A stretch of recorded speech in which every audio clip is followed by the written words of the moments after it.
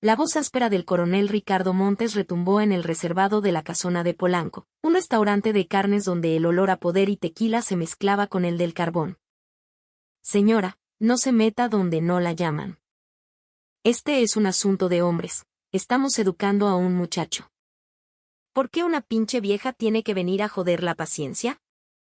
El exabrupto había estallado después de que una mujer de mediana edad, vestida con un sencillo conjunto deportivo, se interpusiera para proteger al joven mesero que temblaba en una esquina. «¿Me acaba de llamar, pinche vieja?», preguntó Catalina, con una calma que congelaba el aire. Ricardo Montes la barrió con la mirada, de arriba abajo, y soltó una risa burlona. «Sí, eso dije». «¿Qué sabe usted de disciplina, señora? ¿Acaso estuvo en el ejército? A estos mocosos hay que ponerlos en su lugar para que aprendan lo que es la vida». ¿O usted qué va a saber? Los ejecutivos de la empresa de defensa que lo acompañaban sonrieron con nerviosismo, atrapados en la incomodidad de la escena. Mateo, el mesero, seguía encogido en su rincón, humillado. Las manos de Catalina se cerraron en dos puños apretados, pero su rostro permaneció inescrutable. Si esto es lo que aprendió en el ejército, qué pena me dan los soldados que están bajo su mando. Dijo esto en voz baja, se dio la vuelta y salió del restaurante. El coronel Montes no tenía idea de quién era esa mujer a la que acababa de insultar. No podía ni imaginar lo que sucedería al día siguiente. Pero en el mundo hay personas con las que uno nunca debería meterse. Y cada palabra, cada acción, inevitablemente tiene sus consecuencias. Esta historia cambiará por completo su percepción sobre el poder, el honor y la jerarquía. En su habitación del Hotel Militar, cerca del campo militar número 1 en la Ciudad de México, la luz tenue de una lámpara de escritorio iluminaba el borrador de su discurso de nombramiento. Catalina Vargas dejó la pluma y su mirada se perdió en una fotografía enmarcada que colgaba en la pared. En ella, su esposo, Javier Reyes, sostenía en brazos a una Sofía de 8 años, ambos riendo a carcajadas. «Si estuvieras aquí, mi amor, mañana estarías tan orgulloso», susurró Catalina, acariciando suavemente el cristal del marco. Javier, su compañero en la brigada de fusileros paracaidistas, había fallecido 3 años atrás en un accidente de helicóptero durante una operación en la Sierra de Sinaloa. Desde ese día, Catalina y su pequeña Sofía habían aprendido a sobrevivir en un mundo que a menudo se sentía vacío sin él. En una esquina de su escritorio, pegado con cinta adhesiva, había un dibujo que Sofía le había hecho hacía unos días. Trazado con la torpeza infantil de los crayones, representaba a una mujer con uniforme militar protegiendo a un grupo de niños. Era la visión pura de un soldado a través de los ojos de una niña. Al mirarlo, Catalina reafirmó su convicción más profunda: antes que a la nación, su deber era proteger a las personas. Su teléfono celular vibró sobre la madera. Las llamadas de felicitación de sus compañeros, superiores y subordinados no habían cesado desde la tarde. «Catalina, nuestra campeona por fin lo logró. ¡Felicidades! Mi general, es usted un orgullo para todos nosotros. ¡Enhorabuena!». Las voces de sus antiguos compañeros eran cálidas, pero en el fondo de su corazón, Catalina sentía una punzada de amargura. A sus 48 años, se convertía en la primera mujer en alcanzar el rango de general de división en la historia del ejército mexicano. ¿Por qué había tardado tanto en llegar? 11 despliegues en misiones internacionales, innumerables operaciones de alto riesgo. 20 años demostrando su valía con hechos, no con palabras. Y aún así, los titulares la llamaban la primera mujer general de división. La realidad de ser recordada por su género y no por su capacidad era una espina que no podía quitarse. Se levantó de la silla y abrió la ventana de par en par. La noche de la Ciudad de México se extendía ante ella, un mar de luces parpadeantes que parecían un reflejo del firmamento. Mañana, en el salón de recepciones de la Sedena, se presentaría ante cientos de generales y oficiales de alto rango. «Mamá, mañana es un día muy, muy importante, ¿verdad?», le había preguntado Sofía unos días antes con su vocecita seria. Su hija estaba inmensamente orgullosa de que su madre fuera soldado, pero también sufría las largas esperas y las ausencias constantes. «No aspiro a cambiar el mundo, se dijo Catalina en un murmullo. Pero si logro que el ejército sea un lugar un poco más humano, un poco más justo para las que vengan después de mí, con eso me basta. No soñaba con reformas grandilocuentes. Solo deseaba que la próxima generación de mujeres oficiales tuviera un camino un poco menos empedrado que el suyo. Su estómago rugió. La tensión le había impedido comer adecuadamente durante todo el día. Se puso un abrigo ligero y giró el pomo de la puerta. Había oído hablar de un buen restaurante de carnes en Polanco. Pensó que, para el gran día de mañana, al menos debía fortalecer el cuerpo. Al salir al pasillo, el frío viento de noviembre le golpeó el rostro. Miró hacia el cielo por un instante. Unas pocas estrellas brillaban débilmente a través del velo de la contaminación lumínica. Si Javier estuviera vivo, mañana estaría en la ceremonia, aplaudiendo más fuerte que nadie. Ahora solo le quedaba Sofía, pero su pequeña era razón más que suficiente para seguir luchando. Una mesa discreta en un rincón de la casona de Polanco era el lugar perfecto para Catalina. Le permitía tener un momento de soledad, lejos de miradas curiosas.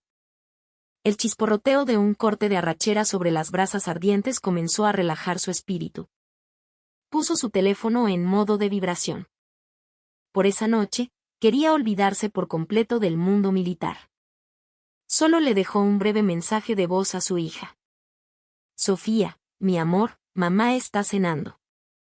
Duérmete temprano. Mañana, después de la ceremonia, te compraré ese helado de chocolate que tanto te gusta. Mientras volteaba la carne con las pinzas, Catalina sintió una extraña sensación de calma por primera vez en días. Mañana todo cambiaría. Llevaría las 3 estrellas de general de división en sus hombros y se dirigiría a una multitud. Fue en ese momento cuando los gritos provenientes del reservado contiguo rompieron la paz. A ver, pendejo. ¿No que ya hiciste tu servicio militar? ¿Así es como te enseñaron a trabajar? La vozarrón atravesó la pared de madera. Catalina detuvo el tenedor a medio camino y aguzó el oído. Estos mocosos de ahora no tienen ni puta idea de lo que es la disciplina. Les falta temple, carajo. Un golpe sordo, como si algo pesado cayera al suelo, resonó en la habitación. Catalina frunció el ceño. Lo siento mucho, señor. Lo haré de nuevo. La voz temblorosa de un joven se disculpó. Parecía apenas un veinteañero. Con un, lo siento, ¿crees que se arregla todo? Por gente como tú este país está como está. Ni siquiera sabes servir un trago como Dios manda. Catalina dejó de masticar. La situación no pintaba nada bien. Podía oír los murmullos incómodos de otros comensales, pero nadie parecía dispuesto a intervenir. Coronel, por favor, el chico es nuevo. Tenga un poco de paciencia, intervino la voz de otro hombre, probablemente uno de los ejecutivos de la empresa de defensa. Por eso mismo. Si es nuevo, es cuando más hay que apretarlo. ¿Qué va a hacer esta basura en la vida real? ¿Acaso no les enseñan nada en el cuartel? La voz de Ricardo Montes era cada vez más agresiva. El alcohol parecía estar sacando a relucir su verdadera naturaleza. Catalina bajó los cubiertos. Al principio, intentó ignorarlo. No quería verse envuelta en un escándalo la víspera de su nombramiento. Pero la situación en el otro cuarto empeoró. Maldita sea, se me cayeron los cubiertos. ¿Ni siquiera sabes poner una mesa? Un estruendo de platos rompiéndose fue seguido por un sollozo ahogado. El corazón de Catalina se oprimió. De repente, un recuerdo de sus días como subteniente en los paracaidistas la asaltó. Un capitán borracho había formado a los reclutas en el patio y los había sometido a un castigo físico sin razón alguna. Recordó con vergüenza cómo ella, al igual que los demás, no había hecho nada para detenerlo. ¿Qué habría hecho Sofía en su lugar? La imagen de los ojos puros de su hija vino a su mente. La niña que creía que su mamá con uniforme estaba ahí para proteger a los débiles. Lentamente, Catalina se puso de pie. Una vez tomada la decisión, su cuerpo se movió por instinto. Sus pasos hacia el reservado eran pesados, pero firmes. Se detuvo frente a la puerta un instante. Dentro, los gritos del coronel Montes y los sollozos del joven mesero continuaban. Levantó la mano y golpeó suavemente. Toc, toc. El alboroto cesó de golpe. Cuando Catalina abrió la puerta, el aire del interior la golpeó con una mezcla densa de alcohol y tensión. Alrededor de una mesa redonda había 4 hombres de unos 50 años. En una esquina, el joven mesero, Mateo, se encogía de miedo. El coronel Montes, al ver a la mujer en ropa deportiva, cambió su expresión por un momento, asumiendo que era otra cliente. Ah, disculpe. ¿Hacíamos mucho ruido? Su sonrisa forzada era grotesca. Pero en cuanto Catalina posó su mirada en el tembloroso Mateo y abrió la boca, el rostro del coronel se transformó en una máscara de ira. Disculpe la interrupción, pero en un lugar público, sería mejor que bajara la voz. Además, este joven también puede cometer errores, ¿no cree? La voz de Catalina era tranquila, pero cargada de una autoridad innegable. Mateo la miró con una chispa de esperanza en sus ojos. Ricardo Montes se levantó de un salto. Su rostro, ya enrojecido por el alcohol, se puso aún más colorado. Señora, no se meta donde no la llaman. Este es un asunto de hombres, estamos educando a un muchacho. ¿Por qué una pinche vieja tiene que venir a joder la paciencia? La frase resonó por todo el restaurante. Las miradas de todos los clientes se clavaron en ellos. Algunos soltaron risitas nerviosas, otros bajaron la vista, avergonzados. Las manos de Catalina se cerraron en puños. Era una frase que había escuchado innumerables veces en sus 20 años de carrera, pero cada vez dolía como una cuchillada. Sin embargo, su expresión no vaciló. «¿Me acaba de llamar, pinche vieja?», preguntó con una calma gélida. Montes la miró con desdén. «Sí, eso dije». «¿Qué sabe usted de disciplina, señora? ¿Acaso estuvo en el ejército? A estos mocosos hay que ponerlos en su lugar para que aprendan». Los ejecutivos intentaron suavizar el ambiente con sonrisas forzadas, pero Catalina no se movió. Si esto es lo que aprendió en el ejército, qué pena me dan los soldados que están bajo su mando. Sus palabras, aunque susurradas, parecieron congelar la habitación. Cuando Montes intentaba articular una respuesta, Catalina se acercó a Mateo. «No es tu culpa», le susurró, dándole una suave palmada en el hombro. Gente como esta, tarde o temprano, se ahoga en su propia arrogancia. Los ojos de Mateo se llenaron de lágrimas. «Gracias, señora», dijo con voz temblorosa. Catalina se dirigió a la caja y pagó en silencio su cuenta. No solo lo que había consumido, sino también el costo de los platos que Mateo había roto. «Oiga, señora». «¿A dónde cree que va?», gritó Montes a sus espaldas, pero ella no se giró. Salió por la puerta del restaurante con la espalda erguida, manteniendo la compostura hasta el último segundo. El aire frío de la noche le azotó el rostro. Solo entonces sintió que las piernas le flaqueaban. Se apoyó contra la pared del edificio y respiró hondo. Le temblaban las manos. La rabia contenida durante 2 décadas parecía a punto de estallar. La frase pinche vieja resonaba en sus oídos. «¿Qué cara pondrá ese hombre mañana en la ceremonia cuando me vea?», pensó con una sonrisa amarga.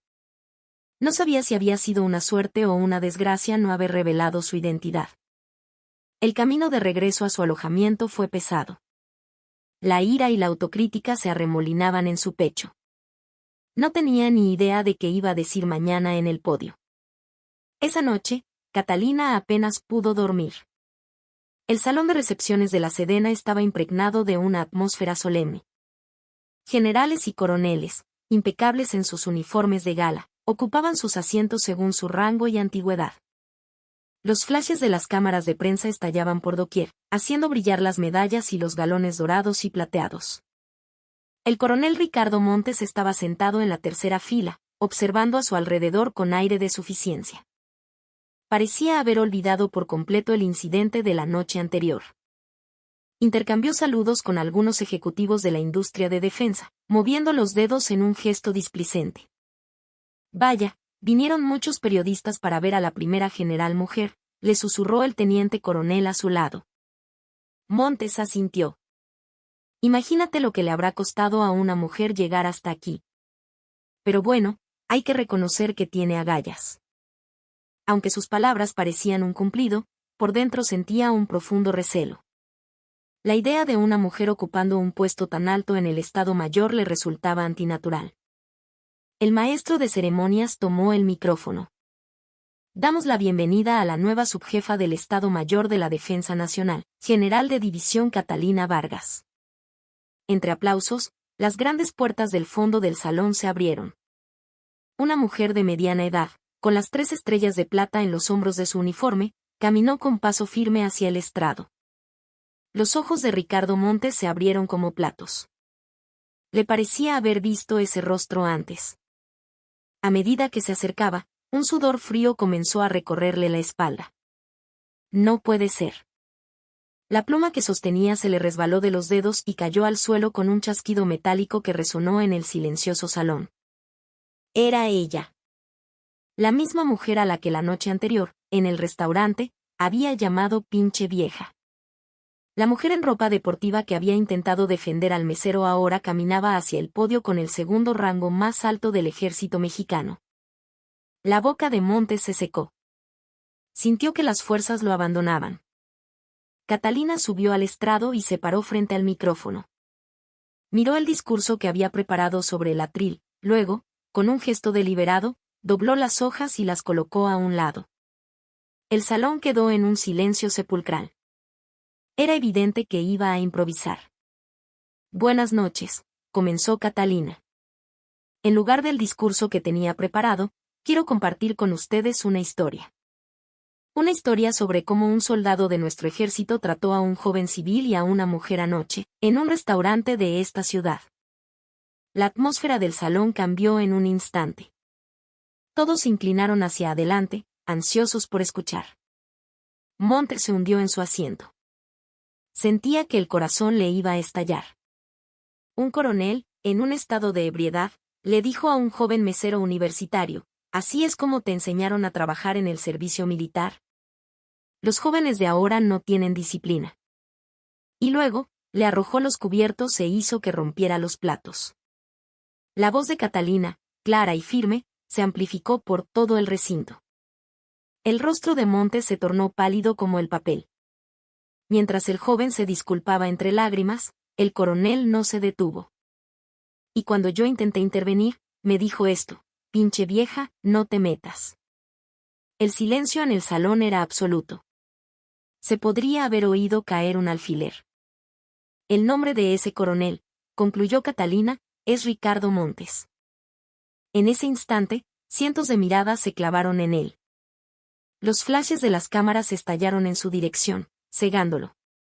Montes, paralizado, no pudo siquiera levantarse de su silla. Temblaba, experimentando la humillación más profunda de sus 20 años de carrera. Ni su rango, ni sus contactos, ni su arrogancia podían protegerlo en ese momento. El aire del salón se había congelado. Terminada la ceremonia, Catalina se encontraba sola en su nueva oficina, el despacho de la subjefatura del Estado Mayor. A pesar de la amplitud del espacio, del escritorio imponente y de las banderas de México y del ejército, sentía un peso en el corazón. Por la ventana se veía el campo de entrenamiento. Jóvenes soldados marchaban al ritmo de las órdenes de sus sargentos. La escena le trajo un recuerdo de hacía 25 años. Era subteniente en la Brigada de Fusileros Paracaidistas, una de las pocas mujeres oficiales en la unidad. Una noche, mientras estaba de guardia, escuchó sollozos provenientes de los dormitorios de los reclutas. Al entrar, encontró a un soldado de 19 años, un muchacho llamado Alejandro, temblando en un rincón. Tenía la marca de una bofetada en la mejilla. El sargento de su pelotón, borracho, lo había golpeado sin motivo. Catalina reportó el incidente a su capitán. La respuesta fue fría y cortante. Subteniente Vargas, ¿usted qué sabe de la vida militar? En este mundo de hombres, un poco de rudeza es necesaria para forjar el carácter. Ese capitán había usado el mismo tono condescendiente que Ricardo Montes. El mensaje era claro: una mujer no entiende cómo funciona el ejército. El verdadero golpe llegó después. Alejandro, tras terminar su servicio y volver a casa, se quitó la vida. Su madre llamó al cuartel, llorando desconsoladamente. Mi hijo escribió en sus cartas lo mucho que sufrió en el ejército.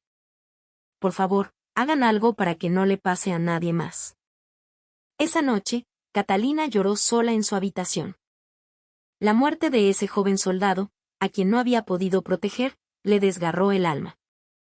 Al día siguiente, el comandante de la brigada, el general Arturo Jiménez, la llamó a su despacho. Un líder legendario, a quien Catalina admiraba profundamente. Vargas, le dijo, el ejército es así.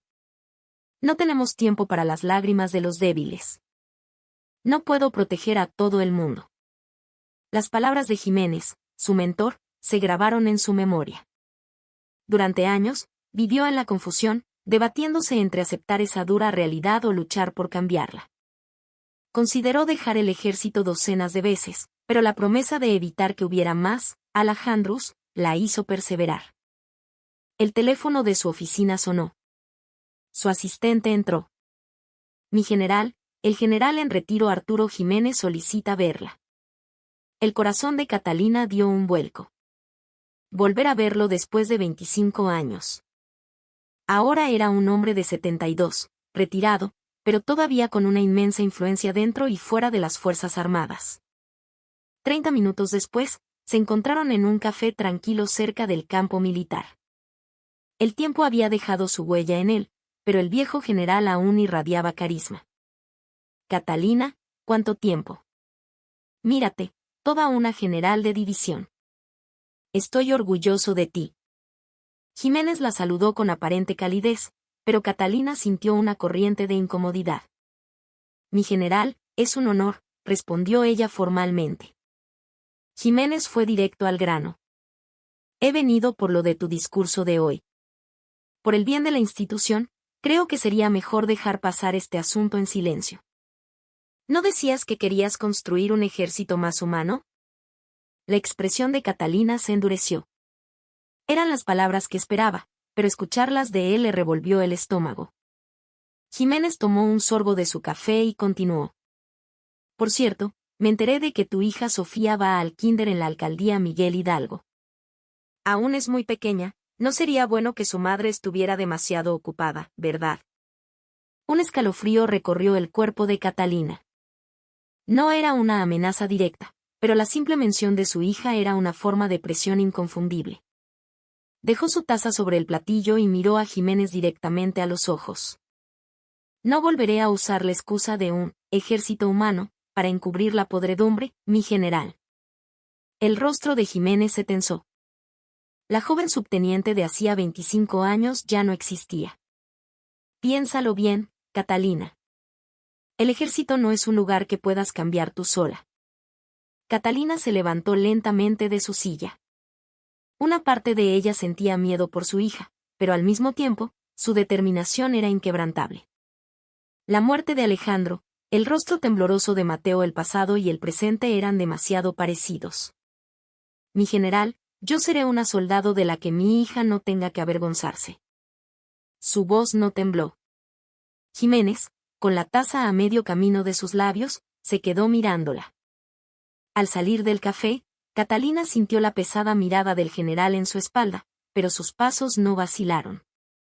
2 días después del encuentro con Jiménez, Catalina esperaba en un discreto café de la colonia Roma a Diego Jiménez. Había decidido que un enfrentamiento directo no era el camino.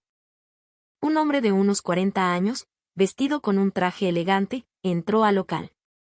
Tenía un aire a su padre, el general, aunque carecía de su imponente estatura. Sin embargo, compartía una chispa de su carisma. Mi general, buenos días, dijo Diego con una reverencia formal, aunque su rostro estaba lleno de cautela. Parecía sospechar por qué lo había llamado. Siéntese, por favor. ¿Le apetece un café?, ofreció Catalina con voz suave. Diego tomó asiento con recelo. Mi padre le dijo algo, Fue la primera pregunta de Catalina. La frente de Diego se arrugó ligeramente. No me dijo nada en particular. Solo que le parecía extraño que usted quisiera verme. Su respuesta fue defensiva, pero sus ojos delataban su ansiedad. Catalina tomó un sorbo de su café y habló lentamente. Señor Jiménez, ¿cómo veía a su padre cuando era niño? La pregunta lo tomó por sorpresa. Diego titubeó antes de responder. Era un padre admirable, un orgullo. Verlo como comandante de los paracaidistas, protegiendo al país, era mi héroe. Catalina asintió. ¿Y ahora, cómo cree que sus subordinados lo ven a él? En ese instante, el rostro de Diego se petrificó. La pregunta de Catalina había dado en el clavo. ¿A qué se refiere, mi general?, preguntó en voz baja. Catalina señaló un sobre que estaba sobre la mesa. Ahí dentro están los registros de las transacciones entre el coronel Montes y su padre. La lista de sobornos recibidos a cambio de contratos de defensa. El rostro de Diego se puso lívido. Podía imaginar perfectamente el contenido del sobre. Mi padre no es esa clase de hombre, dijo, con la voz ligeramente alterada, pero carente de convicción. Catalina no sacó los documentos. En su lugar, dijo en voz baja, la evidencia es menos importante que lo que dicta el corazón. Y en su corazón, señor Jiménez, usted ya conoce la respuesta. Diego se quedó en silencio, con la mirada fija en la mesa. Las palabras de Catalina habían penetrado hasta lo más profundo de su ser. Esa noche, Diego no pudo dormir. En la sala de su casa, contemplaba una fotografía de su padre en su juventud, con el uniforme de comandante. Recordó su infancia, cuando lo idolatraba. Su padre solía decirle, Diego, un soldado vive para su país y su gente. Nunca debe ceder a la ambición personal. Pero el padre que había visto en la última década era diferente.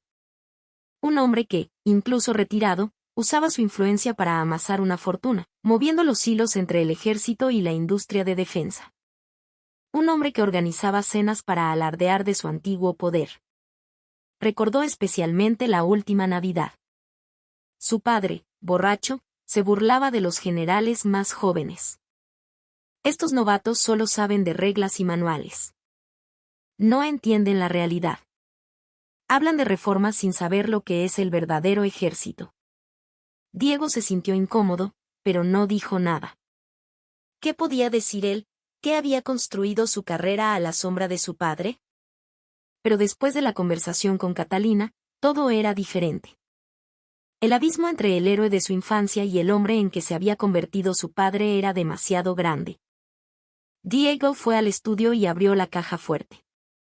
Dentro, perfectamente organizados, estaban los documentos que probaban las transacciones entre su padre, el coronel Montes y varias empresas de defensa. Eran los papeles que él mismo había ayudado a gestionar. Contratos amañados, inspecciones falsas, transferencias a cuentas secretas.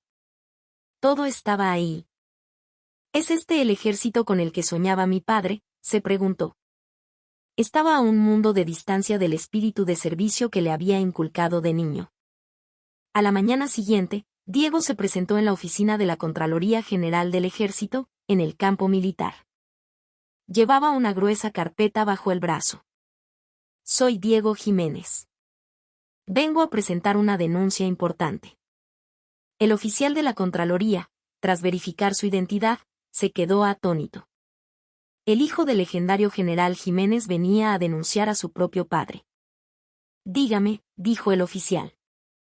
Diego respiró hondo. Mi padre, el general Arturo Jiménez, y el coronel Ricardo Montes han estado involucrados en una red de sobornos relacionados con contratos de defensa. He traído toda la documentación que lo prueba. Durante las siguientes 3 horas, Diego lo contó todo. Detalló el proceso de manipulación de contratos, los procedimientos de inspección fraudulentos, la operación de las cuentas bancarias para los sobornos y el papel de cada implicado. Confesó con precisión cómo su padre había sido el cerebro de una vasta red de corrupción militar. Los inspectores lo escuchaban, sin poder ocultar su asombro. La estructura de corrupción, oculta durante años, estaba saliendo a la luz. ¿Por qué ha decidido hacer esto?, le preguntó finalmente el oficial. Diego guardó silencio por un momento. Luego, respondió en voz baja. Porque quiero honrar el espíritu de soldado que mi padre me enseñó. Y porque como hijo, y como hombre, quiero poder vivir con la conciencia tranquila. Su voz temblaba, pero estaba llena de una nueva determinación. Al salir de la oficina, Diego sintió que se había quitado un peso enorme de los hombros. Por primera vez, había salido de la sombra de su padre y había elegido su propio camino. Una semana después de la confesión de Diego, la Contraloría y la Fiscalía Militar actuaron de forma coordinada. En la sala del Consejo de Honor del Campo Militar, 5 generales y 4 coroneles estaban sentados en solemne silencio. Ricardo Montes entró, vestido con su uniforme de gala, pero su habitual arrogancia había desaparecido. Sus hombros estaban caídos. Coronel Ricardo Montes, se le acusa de corrupción, abuso de poder e insultos a subordinados y civiles. ¿Qué tiene que decir en su defensa? La voz fría del presidente del Consejo resonó en la sala. Montes dudó un instante. Yo solo tomaba las medidas necesarias para mantener la disciplina militar. Las nuevas generaciones. Estaba a punto de lanzar una excusa cuando la imagen de los ojos temblorosos de Mateo, el joven mesero, apareció en su mente. Se le quebró la voz. Uno de los miembros del consejo levantó un documento. Los sobornos que recibió de las empresas de defensa en los últimos 3 años ascienden a 4.8 millones de pesos. ¿Cómo explica eso? El rostro de Montes palideció. Ya no había escapatoria. Pido disculpas sinceras por haber usado mi rango para humillar a la gente. Su voz tembló. Era la primera disculpa genuina que pronunciaba en 20 años de servicio. Coronel Ricardo Montes, se decide su baja deshonrosa del ejército y su procesamiento judicial. Cuando el presidente pronunció la sentencia, Montes inclinó la cabeza profundamente. El único sonido en la sala fue el de sus insignias de rango al ser depositadas sobre la mesa. 30 minutos después, caminaba por el pasillo con su chaqueta de uniforme sin galones en la mano. Las miradas de sus antiguos subordinados eran gélidas. Por primera vez, pensó en su vida sin el uniforme, y una risa hueca escapó de sus labios. Mientras tanto, en una lujosa residencia de las lomas de Chapultepec, otra caída se estaba consumando. En la entrada de la casa del general Arturo Jiménez, los periódicos se acumulaban desde hacía días. En el buzón, una carta le notificaba su expulsión de la Asociación de Generales en Retiro. Las invitaciones a eventos de defensa habían dejado de llegar. Las llamadas de los subordinados que antes le rendían pleitesía cesaron. El general debe estar muy ocupado últimamente, no contesta el teléfono. Sus excusas heladas resonaban en sus oídos. La red de influencias que había tejido durante 30 años se había desmoronado en un instante. Jiménez estaba sentado en el sofá de su sala, mirando las noticias sin verlas. Su nombre aparecía constantemente en los titulares. Las acusaciones de corrupción contra el legendario excomandante paracaidista, general Arturo Jiménez, se consolidan con nuevas pruebas. Quiso arrojar el control remoto, pero no tenía fuerzas. Al anochecer, se dirigió a su estudio. Sobre una vieja vitrina de caoba descansaba su boina de paracaidista, la que había usado con tanto orgullo en su juventud. Se paró frente a un espejo y la tomó en sus manos. Intentó ponérsela como en los viejos tiempos, pero las manos le temblaban tanto que no pudo. Su reflejo le devolvió la imagen de un hombre patético. En el rostro arrugado del anciano de 72 años ya no quedaba ni rastro de carisma o autoridad. Finalmente, se rindió y se dejó caer al suelo. Mirando la boina en sus manos, murmuró para sí mismo, ¿este ejército que juré proteger hasta qué punto corrompe a los hombres? Su voz resonó como un eco en la casa vacía. Eran las últimas palabras del hombre que una vez había arengado a sus tropas con una voz de trueno. Afuera, la oscuridad envolvía la ciudad. Arturo Jiménez permaneció en el suelo, inmóvil, durante mucho tiempo. El mundo que había construido se había derrumbado sobre él. En el campo militar, un nuevo orden comenzaba a tomar forma. Era el cambio que la valiente decisión de Catalina había puesto en marcha. El abuso de poder y rango ya no sería tolerado. 3 meses después del escándalo, la rutina de Catalina era completamente diferente. En lugar de crear comités de reforma burocráticos, dedicó su tiempo a visitar las unidades y hablar directamente con los tenientes y capitanes. Cada jueves, con una pequeña libreta en la mano, recorría los cuarteles. No tomaba notas para informes oficiales, sino para escuchar las historias reales de los soldados. En esa libreta no había reglamentos, sino humanidad. Esto es la verdadera comunicación, pensaba Catalina. Descubrió que una palabra amable tenía más poder que cualquier insignia de rango. Mientras tanto, en la Ciudad de México, otro tipo de cambio estaba ocurriendo. Ricardo Montes, tras su baja, había encontrado un trabajo como aprendiz en un pequeño taller de carpintería cerca de su antiguo barrio. Un sábado por la noche, reunió el valor para volver a la casona de Polanco, el mismo restaurante donde había humillado a Mateo 3 meses atrás. El joven seguía trabajando allí. Al ver a Montes, su cuerpo se tensó por un momento. Pero Montes se acercó y, frente a él, inclinó la cabeza profundamente. Yo, que presumía de lo que aprendí en el ejército, había olvidado lo más básico, como tratar a una persona con respeto. Lo siento mucho, de verdad. Su voz estaba cargada de un arrepentimiento genuino. Mateo, al principio sorprendido, extendió la mano. No se preocupe. Todos tenemos malos momentos. Su apretón de manos fue cálido. Los otros clientes, testigos de la escena, aplaudieron en silencio. A la misma hora, en una pequeña panadería cerca del campo militar, Catalina y Sofía hacían sus compras del fin de semana. Se habían convertido en clientes habituales. «Mamá, mira este pan de crema». «Se ve delicioso», dijo Sofía, señalando el mostrador. Catalina sonrió y tomó la mano de su hija. «Escoge uno, mi amor». Mientras Sofía elegía con cuidado, levantó la vista hacia su madre. «Mamá, tú eres la soldado que regaña a los soldados malos. Cuando sea grande, yo también quiero proteger a la gente». El corazón de Catalina se encogió. Las palabras puras de su hija la conmovieron profundamente. Sin decir nada, la abrazó con fuerza.